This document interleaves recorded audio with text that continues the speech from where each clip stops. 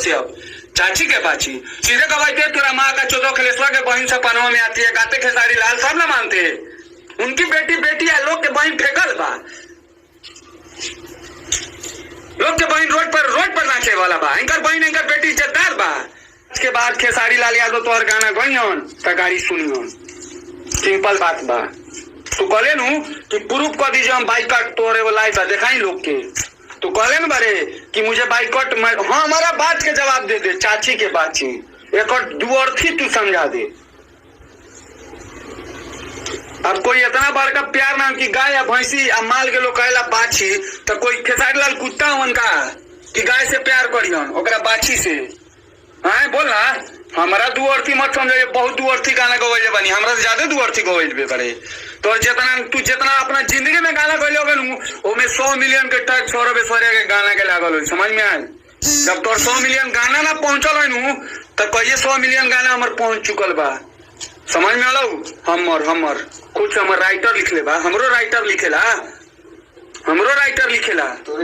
समझ ले। तोरा ऐसा राइटर ना कि मादर चोत खाली विवादे में रही, बुरकावा लोग हमको जीने नहीं दे रहा। रे मादर चोत तू अपन बनाऊ ना, धूम कंपोजर के चोदल बेल बारे तोरा माँ का चोदो। एक बाद तू अगर हमारे लाइव देखला के बाद उ लड़का के गोड़ धो के सॉरी बोला तो डेली माई बहन चोदेन, तोरा माँ का चोदो लड़का के जाके मारल, तोरा बहन के चोदो लो बाला। अपना माई के बुढ़ 24 घंटा समय दे होता। देख सोनी के अपना बहन के चोदो देख, 9:48 PM होता 5 तारीख बाद 6 महीना 2021। आके अगर अपना माई के बुढ़ में निकल बारे तो हमारे स्टूडियो देख मादर चो, देख बानू स्टूडियो में जो रंडी के चोदल ऊपर थप्पड़ चले बानू, और जो रंडी के चोदल कहता पंकज सिंह ऑफिशियल से डाले हम। अरे 5000 यूट्यूब चैनल से डाले हम, कहाँ ब्लॉक मारबे, वर्ल्ड वाइड ब्लॉक लगाबे। तू लगाई कि मार्क्स इंटरटेनमेंट के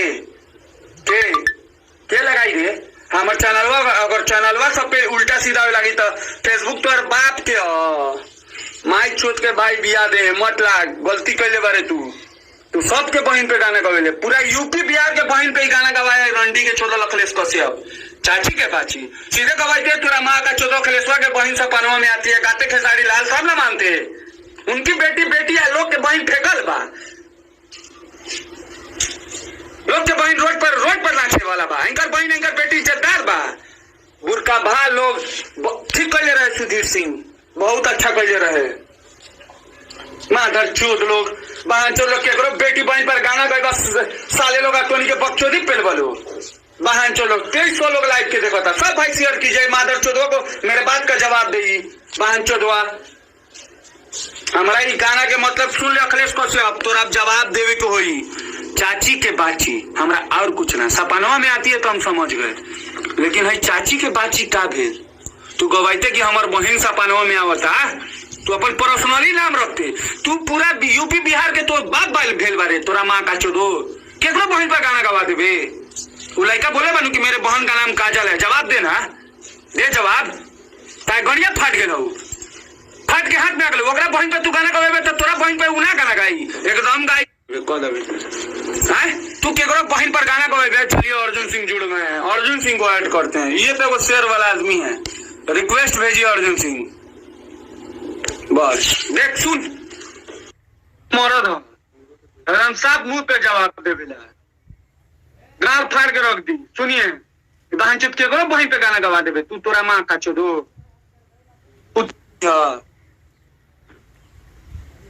का भाई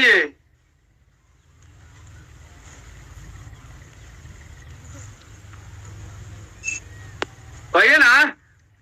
हेलो बताइए बहन चोदवा, मादर चोदवा, आपका नेटवर्क प्रॉब्लम है। अभी आप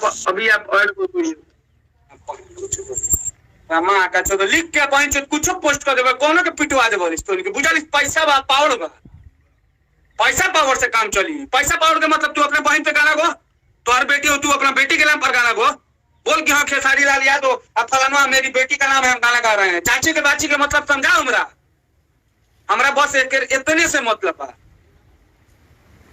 इतने से मतलब है। तू का बुझालिस रे मादर चो, तू कहलिस पब्लिक मेरा भगवान है, पब्लिक के बहने पे गाना गा देबे। हाँ बड़का स्टार के बुझालिस यूट्यूबर हो गए, एगो झाट भर के शिल्पिया गान फाड़ के अभी ट्रेंडिंग में चला है, मालूम। फोन मत करी फोन मत कीजिए आप लोग। वहां जो मन कर रहा है किसी को जाके थप्पड़ में, खेसारी भैया के बहन पे, और तू मादरचोद कौन सी लिखे हो, हमको जवाब दो ना। चाची के बाची देखिए मादरचोदवा क्या गाना लिखा है, देखिए ये मादरचोदवा को दिखा रहे हैं, ये बहनचोद को गाना लिखा है और वो कहता धुन हम कंपोज किए बाप देखिए आप लोग देखिए।